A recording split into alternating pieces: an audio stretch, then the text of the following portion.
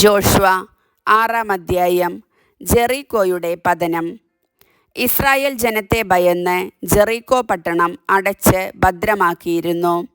ആരും പുറത്തേക്ക് പോവുകയോ അകത്തേക്ക് വരുകയോ ചെയ്തില്ല. കർത്താവ് ജോഷുവയോട് അരുളിച്ചെയ്തു, ഇതാ, ഞാൻ ജെറിക്കോ പട്ടണത്തെ അതിൻ്റെ രാജാവിനോടും യുദ്ധവീരന്മാരോടും കൂടെ നിന്റെ കരങ്ങളിൽ ഏൽപ്പിച്ചിരിക്കുന്നു. നിങ്ങളുടെ യോദ്ധാക്കൾ ദിവസത്തിൽ ഒരിക്കൽ പട്ടണത്തിനു ചുറ്റും നടക്കണം. ഇങ്ങനെ 6 ദിവസം ചെയ്യണം. 7 പുരോഹിതന്മാർ ആട്ടിൻകൊമ്പ് കൊണ്ടുള്ള 7 കാഹളവും പിടിച്ച് വാഗ്ദാന പേടകത്തിൻ്റെ മുമ്പിലൂടെ നടക്കണം. 7-ാം ദിവസം പുരോഹിതന്മാർ കാഹളം മുഴക്കുകയും നിങ്ങൾ പട്ടണത്തിനു ചുറ്റും 7 പ്രാവശ്യം നടക്കുകയും വേണം.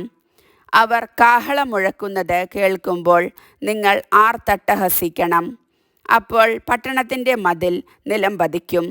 നിങ്ങൾ നേരെ ഇരച്ചു കയറുക. നൂനിൻ്റെ മകനായ ജോഷുവ പുരോഹിതന്മാരെ വിളിച്ചു പറഞ്ഞു, വാഗ്ദാന പേടകമെടുക്കുക.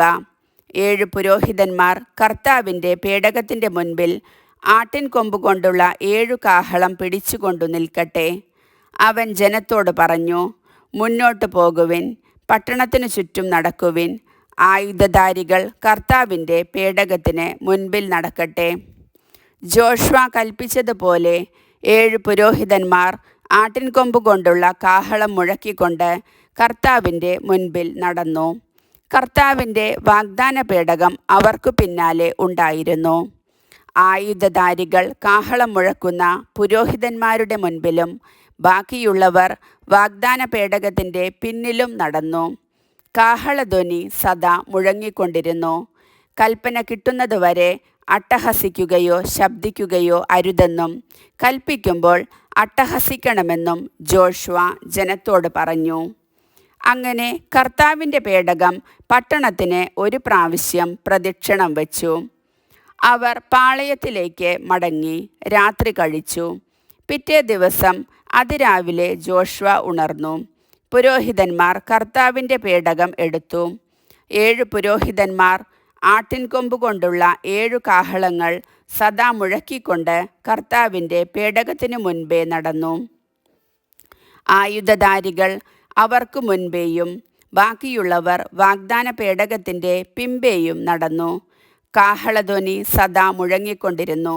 2-ാം ദിവസവും അവർ പട്ടണത്തിന് പ്രദക്ഷിണം വയ്ക്കുകയും പാളയത്തിലേക്ക് മടങ്ങുകയും ചെയ്തു. 6 ദിവസം ഇങ്ങനെ ചെയ്തു.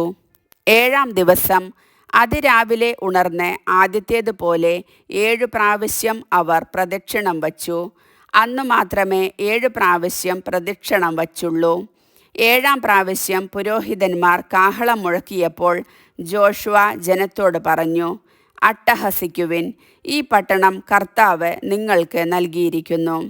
പട്ടണവും അതിലുള്ള സമസ്തവും കർത്താവിന് കാഴ്ചയായി നശിപ്പിക്കപ്പെടേണ്ടതാണ്. നമ്മുടെ ദൂതന്മാരെ ഒളിപ്പിച്ചതിനാൽ വേശ്യയായ റാഹാബും അവളുടെ കുടുംബത്തിലുള്ളവരും ജീവനോടെ ഇരിക്കട്ടെ. നശിപ്പിക്കേണ്ട ഈ പട്ടണത്തിൽ നിന്ന് നിങ്ങൾ ഒന്നും എടുക്കരുത്. അങ്ങനെ ചെയ്താൽ ഇസ്രായേൽ പാളയത്തിന് നാശവും അനർത്ഥവും സംഭവിക്കും.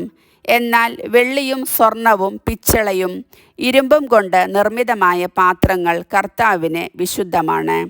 അവ കർത്താവിൻ്റെ ഭണ്ഡാരത്തിൽ നിക്ഷേപിക്കണം. കാഹളം മുഴങ്ങി. കാഹളധ്വനി കേട്ടപ്പോൾ ജനം ആർത്തട്ടഹസിക്കുകയും മതിൽ നിലം പതിക്കുകയും ചെയ്തു. അവർ ഇരച്ചുകയറി പട്ടണം പിടിച്ചെടുത്തു. അതിലുള്ള സമസ്തവും അവർ നിശ്ശേഷം നശിപ്പിച്ചു.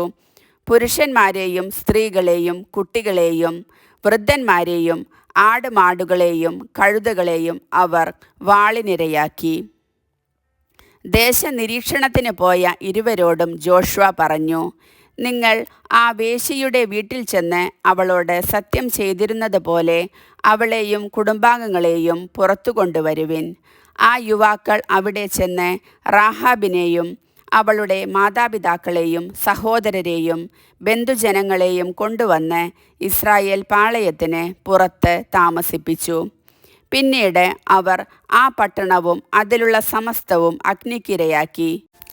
പിച്ചളയും ഇരുമ്പും കൊണ്ടുണ്ടാക്കിയ പാത്രങ്ങളും സ്വർണവും വെള്ളിയും അവർ കർത്താവിൻ്റെ ഭണ്ഡാകാരത്തിൽ നിക്ഷേപിച്ചു. വേശ്യയായ റാഹാബിനെയും അവളുടെ പിതൃഭവനത്തെയും വസ്തുവകകളെയും ജോഷ്വ സംരക്ഷിച്ചു. എന്തെന്നാൽ ജെറീക്കോ നിരീക്ഷിക്കുന്നതിന് ജോഷ്വ അയച്ച ദൂതന്മാരെ അവൾ ഒളിപ്പിച്ചു. അവളുടെ കുടുംബം ഇസ്രായേലിൽ ഇന്നുമുണ്ട്. ജോഷ്വ അന്ന് അവരോട് ശപഥം ചെയ്തു പറഞ്ഞു, ജെറീക്കോ പുതുക്കി പണിയാൻ തുനിയുന്നവൻ ശക്തൻ. അതിൻ്റെ അടിസ്ഥാനമിടാൻ ഒരുമ്പെടുന്നവന് അവൻ്റെ മൂത്ത മകനും കവാടങ്ങൾ നിർമ്മിക്കാൻ പരിശ്രമിക്കുന്നവന് അവൻ്റെ ഇളയ മകനും നഷ്ടപ്പെടും. കർത്താവ് ജോഷയോട് കൂടെയുണ്ടായിരുന്നു. അവൻ്റെ കീർത്തി നാട്ടിലെങ്ങും വ്യാപിച്ചു. കർത്താവിൻ്റെ വചനം.